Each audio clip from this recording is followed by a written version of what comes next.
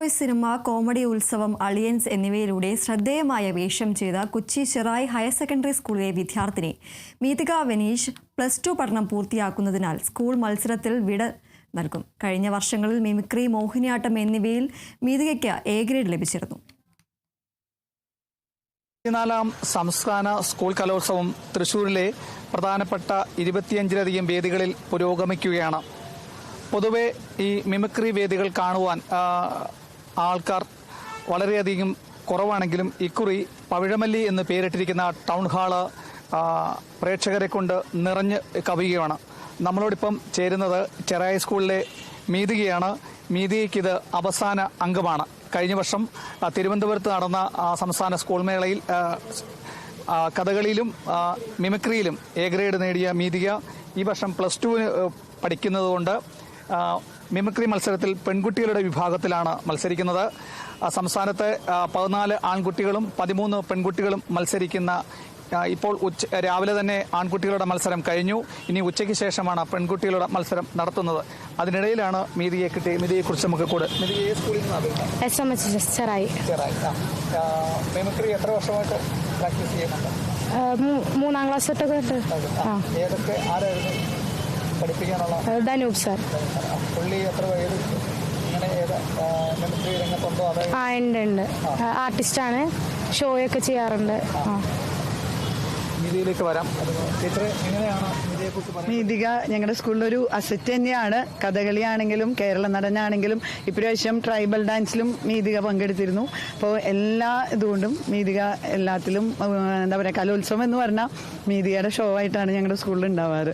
അത്രയധികം പ്രോഗ്രാമിന് പങ്കെടുക്കാറുണ്ട്. ടീച്ചറിന് വിഷമം കാണുമല്ലോ ഈ വർഷം?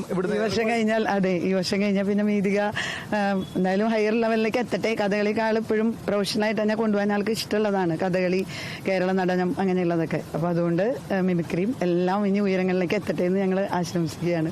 മോള് ചെറുപ്പം തുടങ്ങി മിമിക്രിയിൽ അങ്ങനെ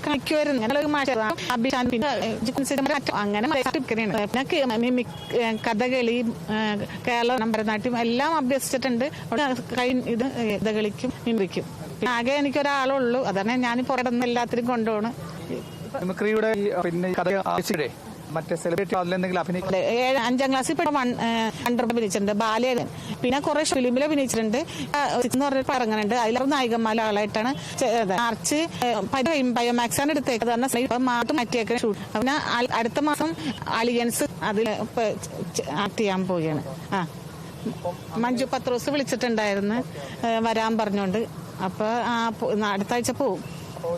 മികച്ച കലാപ്രതിഭയാണ് നമുക്ക് കേരള വിഷൻ ന്യൂസിന് പ്രേക്ഷകർക്ക് വേണ്ടി കിട്ടിയിരിക്കുന്നത്. ഇനി മേതികയുടെ നമുക്ക് ചില അഭ്യാസങ്ങൾ, പ്രകടനങ്ങൾ നമുക്ക് നാഗസൈരന്തി. ബാബുസ്വാമി എനിക്ക് വിഷമൊക്കെ ഉണ്ടാവില്ല. ബാബുസ്വാമി എൻ്റെ ചിത്രത്തിലൊക്കെ വന്നിട്ടുണ്ട്. നല്ലോണം നൃത്തം ചെയ്യും ബാബുസ്വാമി. പിന്നെ കാന്താര തീം സോങ്.